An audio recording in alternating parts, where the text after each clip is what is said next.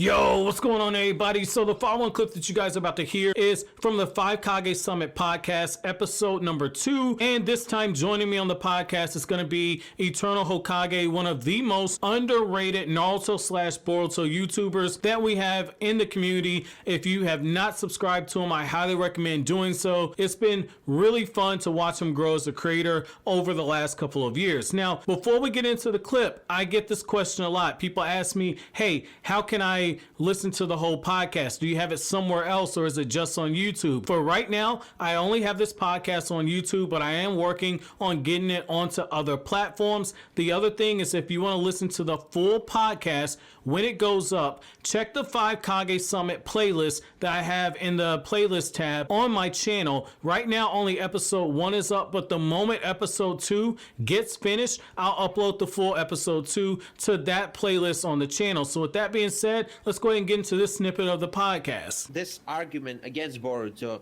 so to say, it's not so popular nowadays, but it used to be pretty prevalent, like in the past.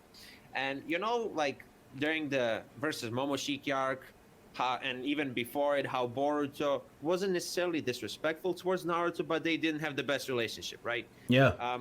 I remember during those times, people would shit, like not all people, but a lot of people would shit at Boruto's character. But my point back then was just look at the context. Yes, you can put it out of context and you can say, oh, look at this Brat. He has a nice life. He has friends. He's not alone on the streets or whatever. He's not like, you know what I mean? You can say all these things and look at him. He's disrespectful. He doesn't respect his dad. But let's look at the context, right? Boruto grew up at a peaceful time where there's no wars, none of that, right? And his character struggle, at least in the beginning of the Boruto anime, resembles a lot of real-life cases that happen nowadays with kids not spending enough time with their parents and stuff like that. Because Boruto was a kid back then. Let's not even mention the fact that he didn't know everything that Naruto did until later at the end of the versus Momoshiki arc and recently with the time travel arc. So not even getting into that because that's an obvious argument. But what I'm saying is he was a kid. When you're like, I don't know, 10 years old, 11, 12 years old, you just want to spend time with your dad. You don't really understand why he's not at home.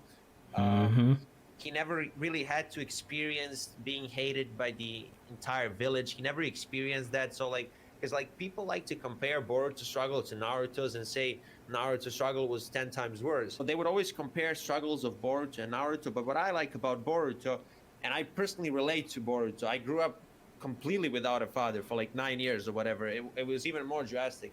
I relate to him personally, but the reason why I like his character is that he's realistic, especially with what's going on in today's society. With a lot of kids growing up, even without one parent at all. Of course, Boruto had a parent, but Naruto wasn't back at home. And see, when you say that, like, that makes me think of two things. Like, the first thing is like when Kishimoto was talking, this is after the manga ended, so this is before Naruto Gaiden came out. Matter of fact, this is after Naruto Gaiden came out, but this is before the Boruto movie came out. Kishimoto was talking about how he wanted a 14-year time skip, because it was actually 14 years between chapter 699 and the start of chapter 700. And he said he wanted that 14-year time skip because he wanted to have things progress in real time. That way Naruto grows up with the audience that got into the series. Like with Kishimoto, he said he based Boruto and Naruto's relationship largely on his own relationship with his own kids. Kishimoto is just like Naruto, or Naruto was always in Hokage office. Kishimoto was working all the time, like vacations. He wasn't on vacation with his family. He's doing the manga chapters with a bad back and everything, and he's supposed to be spending time with his family, but he's having to meet deadlines. And you can bet there's some resentment with his kids there. And then like the other thing, like when you take that in consideration, like Boruto, when you say you can relate to him, I can relate to it. Like I came up in a single parent household. Like my mom was a vice president for one of the big banks that crashed the U.S. economy in 2007, or the recession started in 2007, but the economy crashed in 2008. My mom was a regional vice president. She's working all these long hours. I didn't want for shit once she got that job. She had been working her way up the corporate ladder probably from like when I was in preschool onwards. We didn't have a lot when before that, and I vaguely remember that shit. But like once she got those promotions and started going up and working long hours and managing multiple branches and working with other people and going on all these other trips and everything, there were moments where I resented the fact that like I'm doing football or baseball or something and my mom was there, but my mom might also be working. I would have to go to these parties with all of the other adults. I didn't know anybody at those fucking things. And for a moment, I did kind of resent my mom because she would come home late and I'd have to go to sleep, so I couldn't really talk to her and ask these questions. And then as I became a teenager, just how Boruto was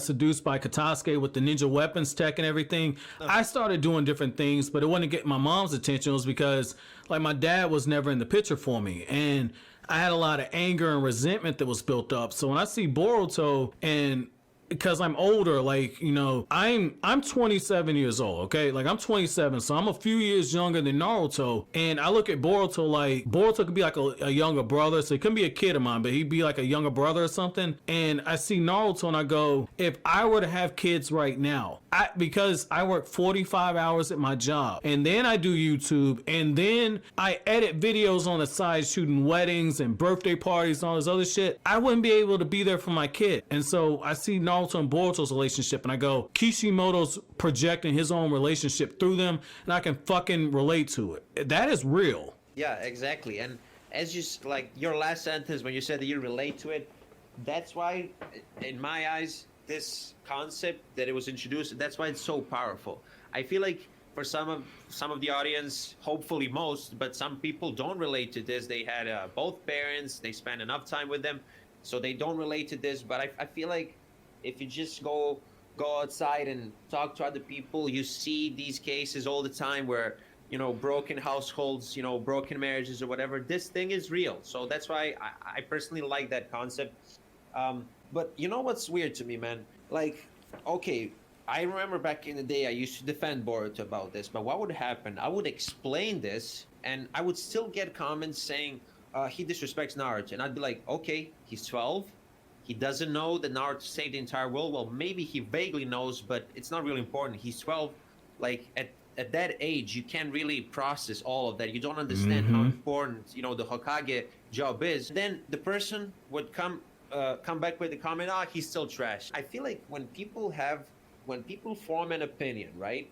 Which, let's just, for the sake of the argument, I don't want to call it ignorant, but like they form an opinion, and once they get to know more about the given topic, and once they're supposed to at least slightly change it, they kind of don't want to change the opinion. They feel like it's personal. See, this is why I tell people read the manga, okay? Because like anime Boruto and manga Boruto are two completely different characters, but like he doesn't behave like that in the manga. Both Naruto and Boruto in episode 65 acknowledged that they could have done better. You know, Naruto, despite everything, despite all the responsibilities, still he could have been maybe more transparent about these things. He could have explained it, and Boruto could have been more considerate. So in a way, it's like double character development. So all of that. People miss that. Yeah, people miss that, and it's so hard to give any type of development / growth to Naruto. He already has had his character arc in Naruto. He's not even the main character anymore. But the writers, Kishimoto, because he wrote this, the Versus Momoshiki arc, he still managed to do character development for both Naruto and Boruto.